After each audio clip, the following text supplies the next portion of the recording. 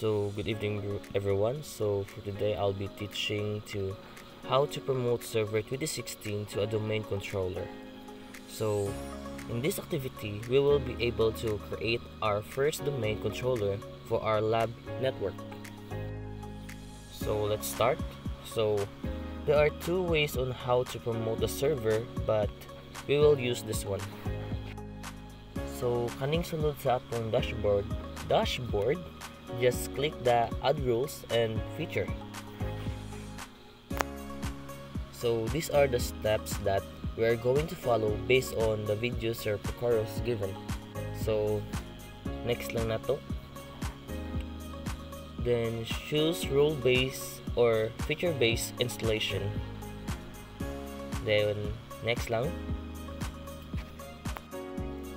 Then select the server form, the server pool, then next lang.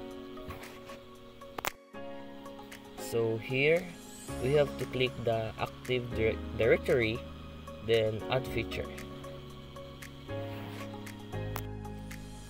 Then we add another feature, just click DHCP server, then add a feature as well.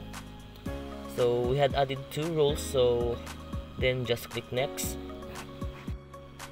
And next lang gihapon. Yeah, next lang gihapon.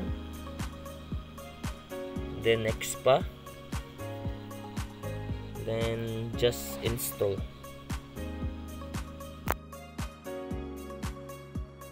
So diri na part is need lang jud nato magpaabot og taas ang tud na mahuman ni siya. So ikat lang nato diha na part.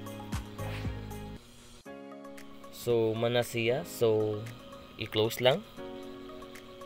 So manata sa first part, so lain na sad.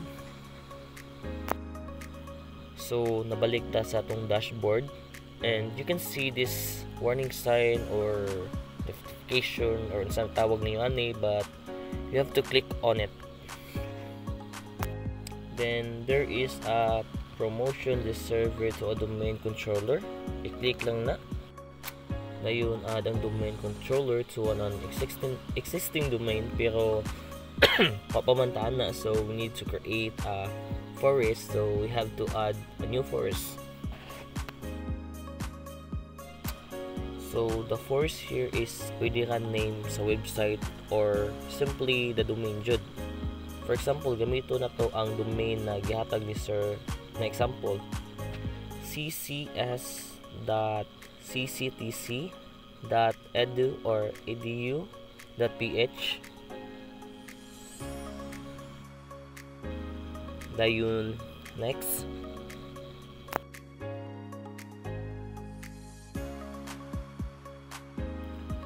So diri na part is pangyuan tag password, pero ang atong i-password is same lang gihapon sa atong admin na password.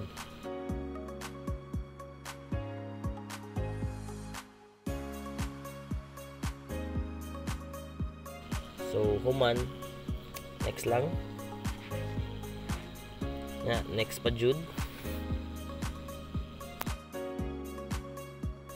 So ang atong ibutang ani diri sa NetBIOS domain name is CCS na lang, since given naman siya daan.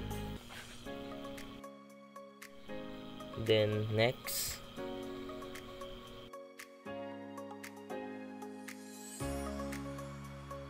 Next lang.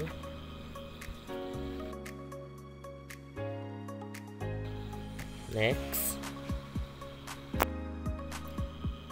Then okay, paabot lang ta for the per request set to be installed.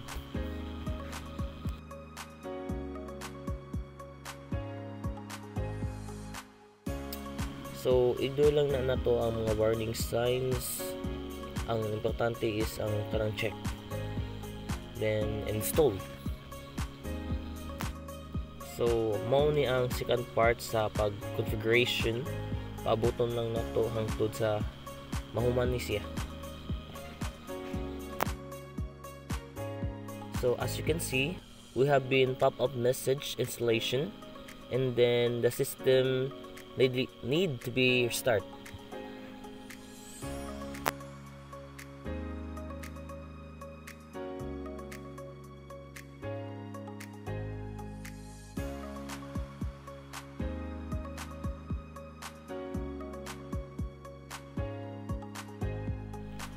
nya ikahuman og restart, makita na to kung unsa atong gi-install. So check na to ang server, local server, and makita na to na ang domain kay ccs.cctc.edu.ph. so okay na siya. After na click na sad na to ang notification or kanang warning sign na kanang nakita niyo diha. Then click complete the DCP configuration. Then just next.